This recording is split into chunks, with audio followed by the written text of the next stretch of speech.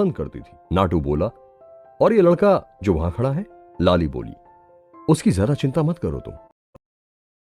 दिल में एक झिझक पैदा होने लगी। लाली समझ गई थी कि नाटू क्या सोच रहा था और वह तुरंत बोली, चिंता मत करो, मुझे पूरा यकीन है कि इसने कहीं से प्लास्टिक सर्जरी करवाई होगी। वैसे भी मेरी बेटी इतनी शैलो नहीं है कि केवल शक्ल सूरत पर मर जाए।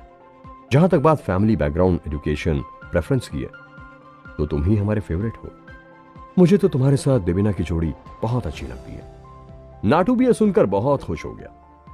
जहां तक फैमिली बैकग्राउंड का सवाल था, उसकी फैमिली पूरे काजूगंज में सबसे अमीर फैमिली थी और देवीना मेयर की बेटी थी, इसलिए रिश्ता बहुत बढ़िया था। नाटू खुश होते हुए बोला, लाली आंटी, यार्ड पर मेरे पास एक बैंड भी है, आप बोलो तो मैं भी उनको बोलता हूं, ताकि वो आपके लिए कुछ गाना वाना बजाए। लड़ाई करने से पहले आप थोड़ा रिलैक्स रहो तो अच्छा है। लाली बोली, बिल्कुल, क्यों नहीं, मैं तो 2 दिन से इतनी टेंशन में थी कि कुछ सोच नहीं पाई। बजाओ, म्यूजिक बजाओ। पुष्कर, जो कि थोड़ा पास में ही खड़ा था, ये सारी बातें सुन रहा था और अगले ही पल उसे गाना भी सुनाई देने लगा। पुष्कर मन ही मन सोच रहा था कि शायद लाली को पता नहीं है कि ये किस तरह के लोगों का सामना करने जा रही है। इसे लगता है कि जब हाफ स्नैक गैंग वाले इससे लड़ने आएंगे तो उन्हें फर्क पड़ेगा कि ये मेयर की बीवी है या नहीं। नाटू ने भी जानबूझकर पुष्कर और लालू को कुछ भी खाने के लिए ऑफर नहीं किया। हालांकि पुष्कर को इन सब चीज से कोई फर्क नहीं पड़ता था, क्योंकि उसकी तैयार की गई दवाइयां भी इस तरह की यार्ड्स पर मिलने वाले स्टीक से 1000 गुना बेहतर थी। अगले दिन सुबह उनकी यार्ड एक आइलैंड के पास पहुंच गई। ये बहुत ही फेमस आइलैंड था। कई सारे यार्ड्स, क्रूजेस और स्पीड बोट्स वहां से आ जा रहे थे, जिनमें से कई तो बहुत बड़े, लगभग हजारों टन के क्रूज शिप भी थे। फेमस हाफ स्नैक गेट इसी आइलैंड पर था। यहां पर कई तरह के लोग जमा हुए थे, क्योंकि हाफ स्नैक गैंग वालों का कई सारे देसी विदेशी कंपनीज और गैंगस्टर्स के साथ अंडरग्राउंड पैसे का लेन देन और कई तरह का इलीगल कारोबार चलता था। दुआ फैमिली और महेंद्रू परिवार ने भी इस आइलैंड पर अपने लोकल क्वार्टर्स बनाए हुए थे। जैसे ही बोट किनारे पर लगी, सभी लोग उतरकर आइलैंड पर चलने लगे। नाटू अपने साथ 30 से भी ज्यादा बॉडीगार्ड्स लेकर आया था। साथ ही साथ लाली के 10-12 बॉडीगार्ड्स और कम से कम 50-55 ताकतवर हथियारबंद लोग इस वक्त पूरी अकड़ में आगे बढ़ रहे थे।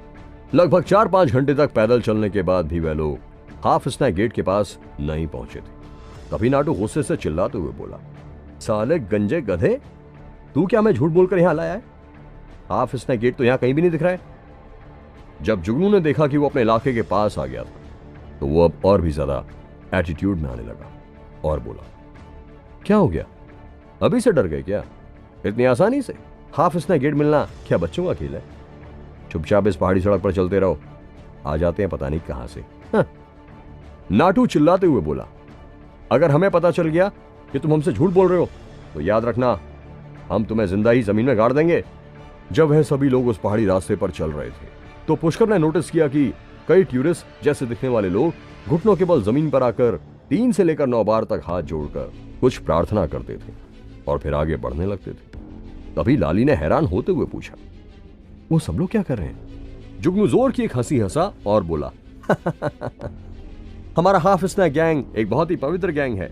कई सारे भक्त दूर दूर से यहां आते हैं और घुटनों पर हमारे आगे हाथ जोड़कर प्रार्थना करते हैं। ये उन्हीं में से कुछ श्रद्धालु हैं।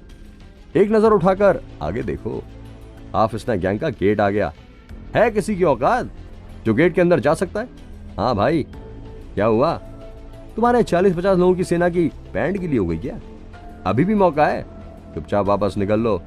जुगनू सबका मजाक उड़ाते हुए हंसने लगा। लाली जोर से गुस्से से चिल्लाकर बोली, अबे टकले गंजे, चुप हो जा। एक बात बता दूं मैं तुझे, हम लोग कोई मामूली लोग नहीं है।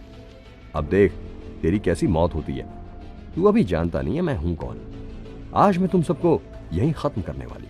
लाली काजूगंज के मेयर की बीवी तो थी ही, लेकिन श्रीचल से शादी करने से पहले भी वह अपने पापा के बड़े बिजनेस पर घमंड रखती थी। जब वह बहुत जवान थी तब लाली मोटरसाइकिल गैंग वालों के साथ मिल चुकी थी और पूरे शहर में उसके बाप के पैसे की बदौलत उसे कोई भी कुछ नहीं कहता था, जिसकी वजह से उसे कोई परेशानी नहीं होती थी।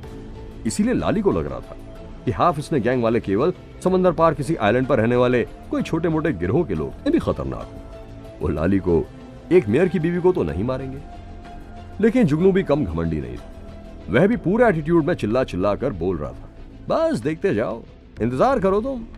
अब तुम हमारे हाफिज ने गेट के पास आ गए हो ना, अब तुम्हारे सिर पर 10 जूते मारकर मैंने तुम्हें नहीं भगाया यहां से, तो मेरा भी नाम जुगनू नहीं। लाली ने तुरंत अपने पीछे खड़े हुए बॉडीगार्ड को इशारा करते हुए मुस्कुरा कर कहा, मैं अपने साथ अपनी स्पेशल फोर्स लेकर आई हूं। स्नाइपर, तलवार, चाकू, बॉम्ब, बंदूक पास सब है। बस 1 घंटा लगेगा, 1 घंटा तुम्हारे पूरे खानदान का सफाया कर दूंगी। समझ रहा है ना तू गंजे? अगर तुम्हारे आइलैंड पर हजारों लोगों की सेना भी खड़ी होगी तो भी तुम लोग मेरी गोलियों के आगे मारे जाओगे। जुगनू ने भी गुस्से से एक नजर पुष्कर की ओर देखा और दांत पीसते हुए मन ही मन में उन सबको गालियां दी, लेकिन आगे कुछ बोला नहीं। लाली ने भी एक नजर पुष्कर की ओर देखा और चिढ़ते हुए बोली, बस अब हाफिज ने गेट भी आ ही गया, अपनी बेटी को मैं खुद ही बचा लूंगी। तुम बस वहां चुपचाप खड़े रहो और कुछ काम ना हो तो अपने घर को वापस निकल लो। पुष्कर ये सुनकर बस मुस्कुरा दिया, लेकिन अंदर ही अंदर उसे भी बहुत गुस्सा आ रहा था। इतनी घमंडी औरत उसने कभी नहीं देखी थी। तभी लालू जोर से चिल्लाया, हाफिज ने गेट वालों से हमारा अपना कुछ खास काम है, तुम लोगों से इस बात का कोई लेना देना नहीं। और इस बात को मत भूलो कि इस गंजे गधे को भी हमने ही पकड़ा है। अगर हम नहीं होते तो तुम्हें पता ही नहीं चलता कि यहां आना कैसे है। लाली ने लालू को इस तरह देखा मानो उससे काट खाएगी और चिल्लाते हुए बोली, ठीक है, चुपचाप हमारे पीछे पीछे चलो। गोली चलेगी तो तुमको बचाने की गारंटी मैं नहीं ले सकती, इसीलिए कह रही हूं अभी निकलना है तो निकल लो, बाद में रोना मत कि हमें बचाओ हमें बचाओ। तभी लालू ने गुस्से से कहा, ये तो समय ही बताएगा कि कौन किसे बचाता है। ओ गंजे जुगनू, आप कोई धोखेबाजी मत करना, सीधे सीधे रास्ता दिखा चल। नाटू भी कोई मामूली लड़का नहीं था, वो एक बहुत अमीर बाप का इकलौता बेटा था जो कि वीकेंड्स पर शिकार करने के लिए जाया करता था। जब उसने देखा कि जुगनू अब बिल्कुल चुप हो गया था तो उसने उसके पिछवाड़े पर लात मारते हुए कहा, चलिए भाई साहब, मंजिल सामने, आप आगे बढ़िए। उन सभी लोगों का ग्रुप पहाड़ी के ऊपर से क्रॉस करता हुआ नीचे उतरने लगा और जब उन्होंने अपने सामने का नजारा देखा तो उन्हें लगा कि चारों तरफ केवल काले काले रंग के फूल खिले हुए थे और उस जगह में एक अजीब ही तरह का औरा था। पूरी की पूरी घाटी में चारों तरफ पहाड़ियों पर प्राचीन काल के मंदिरों के खंडहर दिख रहे थे। ये आजकल के नॉर्मल मंदिरों के इंफ्रास्ट्रक्चर के स्टाइल से नहीं बने थे, बल्कि बहुत प्राचीन सभ्यता के मंदिर थे। ठीक इसी वक्त पुष्कर ने यह भी नोटिस किया कि उन मंदिरों के गेट के बाहर कई सारे श्रद्धालु भीड़ लगाकर खड़े थे। उन सभी लोगों में एक चीज कॉमन थी, वो ये कि वो सभी के सभी गेट के आगे घुटनों के बल हाथ जोड़कर प्रार्थना कर रहे थे। मंदिर का वो बड़ा सा गेट किसी बहुत बड़ी चट्टान को तराशने के बाद बनाया गया था और उस गेट के ऊपर लाल खून के जैसे रंग में 3 बड़े बड़े शब्दों में लिखा हुआ था, हाफिज ने गेट। रुको! अचानक ये गुस्से भरी आवाज ने पुष्कर और उसके साथियों को रोक दिया।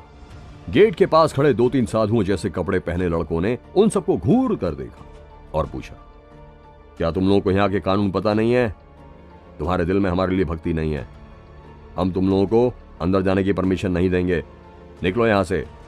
गेट के पास जो भक्त पहले ही घुटनों के बल बैठे हुए थे, उन्होंने पुष्कर और उसके साथियों के ग्रुप को आते हुए देखकर डिसअपॉइंटमेंट में सिर हिलाया। नाटू जोर जोर से हंसने लगा और चिल्लाते हुए बोला, ऐसा लगता है कि तुम लोगों ने ज्यादा ही एक्शन वाली फिल्में देख ली हैं। तुम्हें क्या लगता है कि तुम इस हाफिज ने गैंग के हो तो तुम बड़े 30 मार खाओ और हमें डराकर भगा दोगे? तभी नाटू के पीछे खड़ा हुआ एक बॉडीगार्ड हंसते हुए बोला, अबे हाफिज ने गैंग वालों, मैं भी अखाड़े का पहलवान हूं। यह सुनकर घुटनों पर बैठे हुए श्रद्धालु एकदम से गुस्से में आ गए और चिल्लाने लगे, क्या तुम लोग यहां लड़ाई झगड़ा करने के लिए आए हो?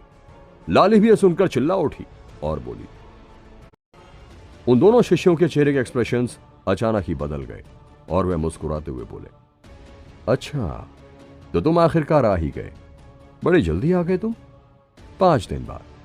तभी नाटू ने बगल में खड़े एक बॉडीगार्ड से कहकर टूटे फूटे गंजे जुगनू को बाहर निकाला और उसके सिर पर बंदूक लगाते हुए गुस्से से चिल्लाते हुए बोला, अगर तुमने अभी के अभी देवीना को नहीं छोड़ा तो मैं गोली चला दूंगा, और एक बार गोली चल गई तो फिर तुम चाहे किसी भी गैंग के हो, उसे रोक नहीं सकते। पूरा भेजा फ्राई हो जाएगा इस गंजे का। घुटनों के बल बैठे हुए सभी श्रद्धालु जो अब तक शांत थे, गन देखते ही घबराकर इधर उधर भागने लगे कि कहीं गोली गलती से उनको ना लग जाए।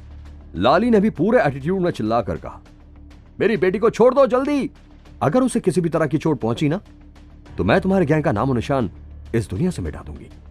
गेट के पास खड़ा शिष्य चिल्लाया, तुम 2 कौड़ी के गुंडे आकर हमारे इलाके के गेट पर आकर बदमाशी कर रहे हो?